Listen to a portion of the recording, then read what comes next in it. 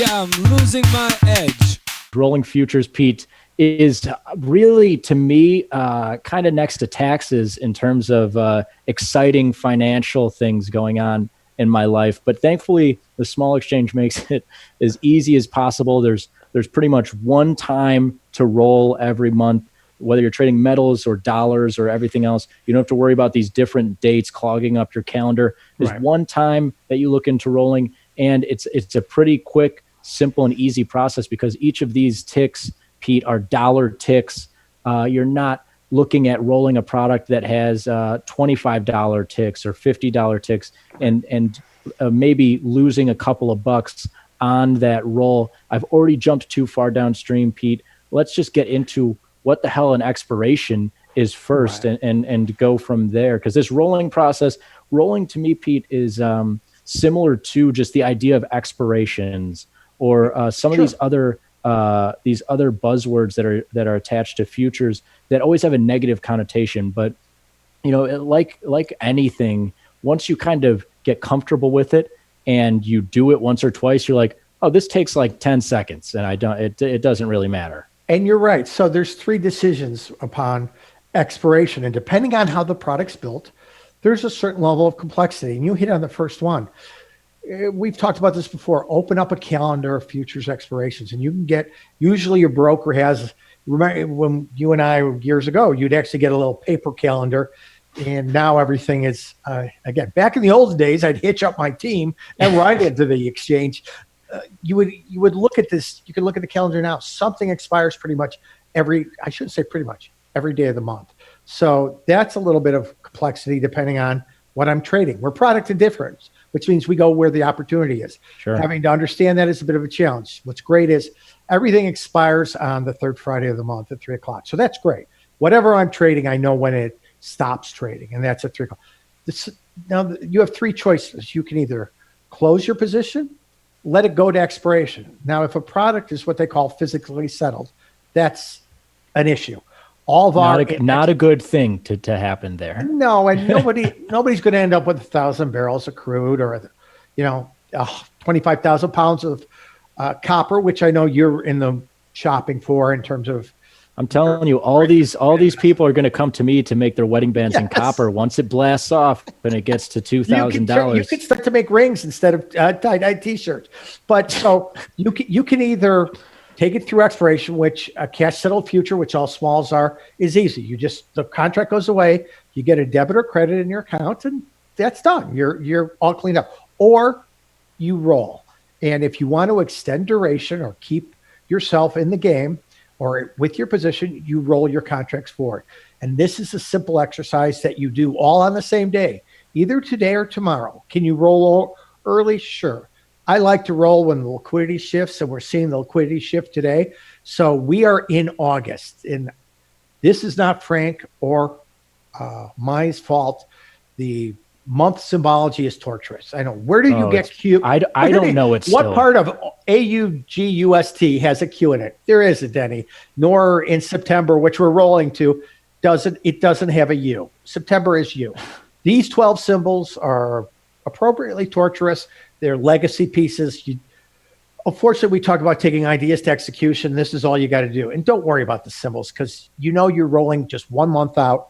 It's not like picking expirations in grains or anything like that. So we're going from Q to U. And we want to do, if we're long Q, we want to sell our Q and buy the September. We want to sell in August and buy a September. So we're flattening our front month exposure and simultaneously adding that same exposure 1 month out. Yeah, you hit on a bunch of great things. The first being just, expiration.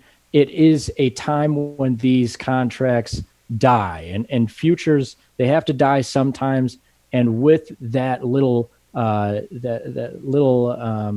caveat there, or that nuance, I guess is a nicer way of putting it, you're able to enjoy this exclusive capital efficiency. And so that's why you go through the extra headache of dealing with expiration. What's nice is that this expiration is, like Pete said, third Friday of the month for all smalls. We have stock market, metals market, and foreign exchange. We're adding another equity market literally in 3 trading days here on Monday.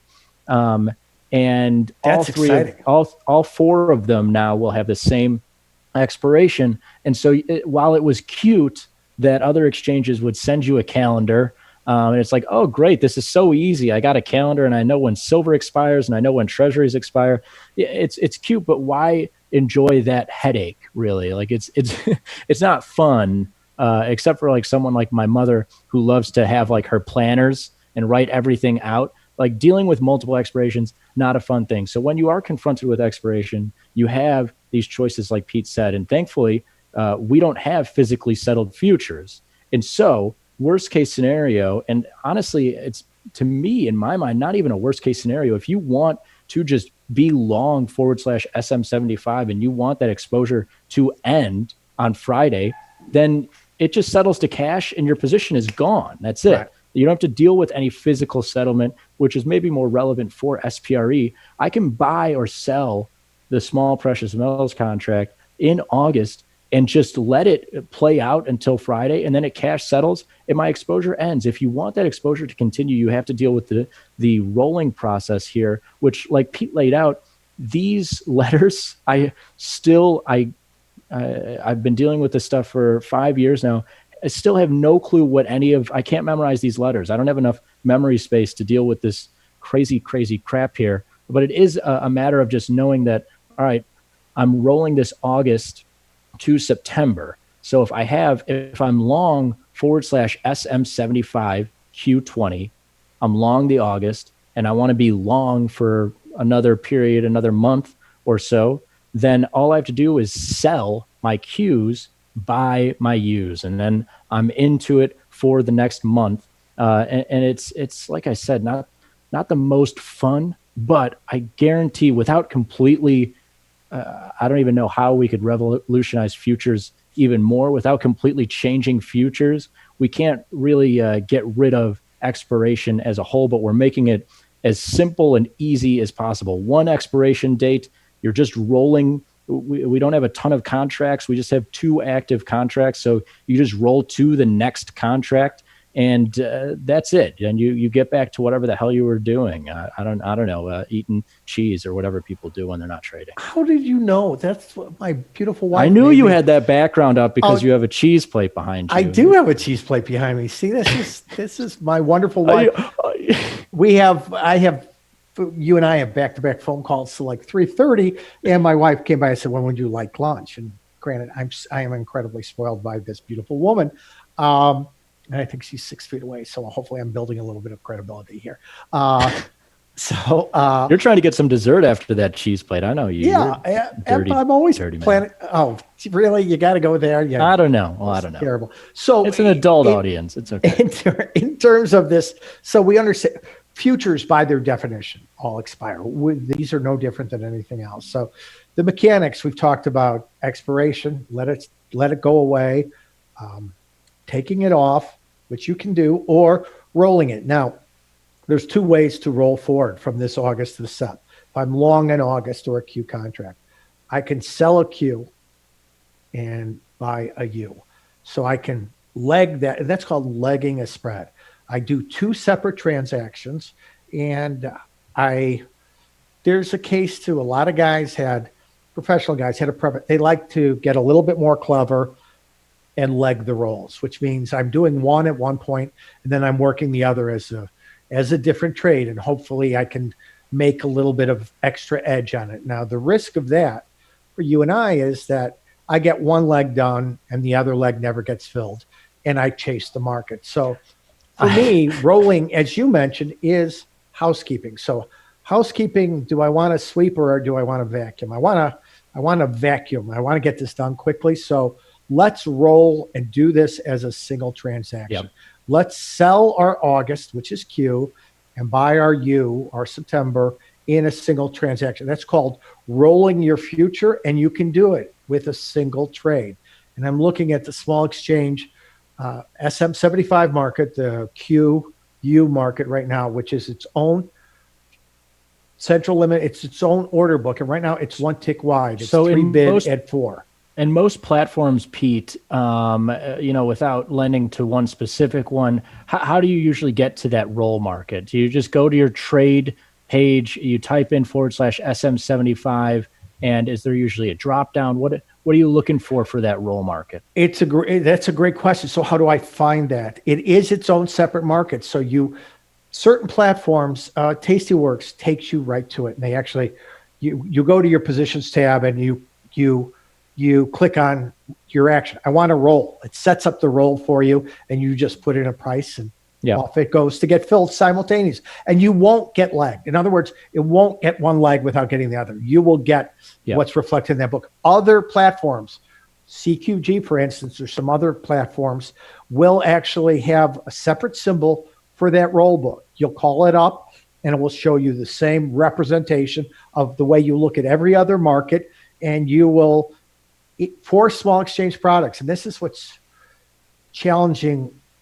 I'm not going to tell you about the other futures world because it's very bespoke. I'm taking my word back. Sure. Everyone has co-opted it from me, and I'm tired of that. Comes back to me in full ownership and trademark. But whatever you do in the front month here, if you sell Q because you're long it, you're selling the spread.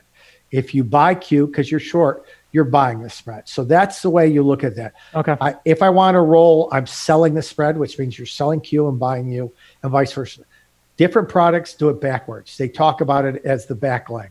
Let's not even get into that because it is confusing. And we all, trust me, I've learned by doing this the wrong way. And some are quoted in negatives, some are quoted in positives. It's challenging. Smalls are very straightforward. And you can always contact, the online representative or someone to find those roll markets that are specific to your exchange. So don't come knocking on my door for it because I don't know what platform you use. Just contact your platform, and if you want, they know exactly what you're talking about. Right. And if you want Frank, go in through the furnace entrance. The rats are gone.